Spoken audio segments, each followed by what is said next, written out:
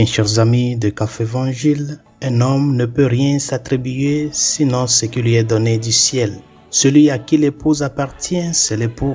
Quant à l'ami de l'époux, il se tient là, il entend la voix de l'époux et il en est tout joyeux. Bien, chers amis, cette image nuptiale que Saint Jean le Baptiste présente du Christ dans l'évangile de ce jour doit vraiment nous réjouir. Nous réjouir parce que nous sommes l'épouse et le Christ est l'époux. Nous appartenons à lui. Saint Paul disait dans la première lettre aux Corinthiens, en parlant du mariage et du célibat, Saint Paul disait que celui qui est marié se préoccupe de sa femme, de son épouse, et celui qui n'est pas marié se préoccupe des affaires de Dieu. Et nous voyons ici comment cette image nuptiale nous met dans un contexte de préoccupation pour le Christ. Il a scellé une alliance avec toute l'humanité. Et cette alliance est scellée par son sang qu'il a versé sur la croix. Et c'est dans ce sang-là versé sur la croix que nous sommes rentrés dans cette relation nuptiale avec lui. Il est l'époux et nous sommes l'épouse, chacun de nous. Et comme le dit Saint Paul, que celui qui est marié se préoccupe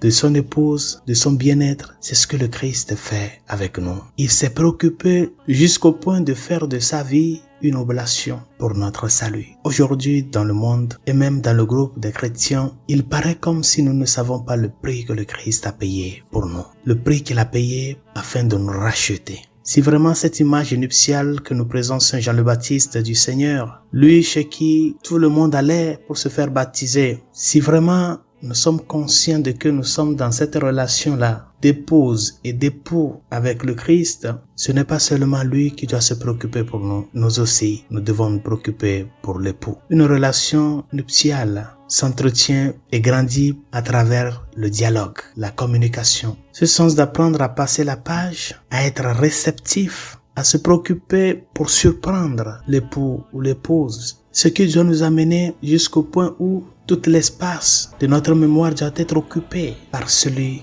que nous aimons, le Christ. Le dialogue, la communication. Les personnes qui s'aiment cherchent à se rencontrer, à se voir, parce que le langage des croisements de regards est un langage d'amour très profond. Le regard parle. Le regard nous montre ce que l'on sent dans le dedans. C'est pour cela qu'il est très important, chers amis, ne pas oublier que dans cette relation nuptiale avec le Christ, il veut nous voir. Il veut passer un bon temps avec nous, parler avec nous, discuter avec nous. Et le type d'époux qu'il est, c'est cet époux-là qui est capable de tout donner pour l'épouse. Le pardon, la miséricorde, jusqu'à se donner soi-même dans l'Eucharistie. C'est un époux qui veut que son épouse, partout où elle est, puisse briller de joie, de bonheur, pour tous les soins que l'époux lui donne. Que cela soit ainsi notre préoccupation pour l'époux. Ne soyons pas des chrétiens juste réceptifs et passifs, mais aussi des chrétiens actifs, disposés à donner, disposés à porter la croix de tous les jours pour suivre l'époux qui a porté sa croix, qui est notre croix pour nous, disposés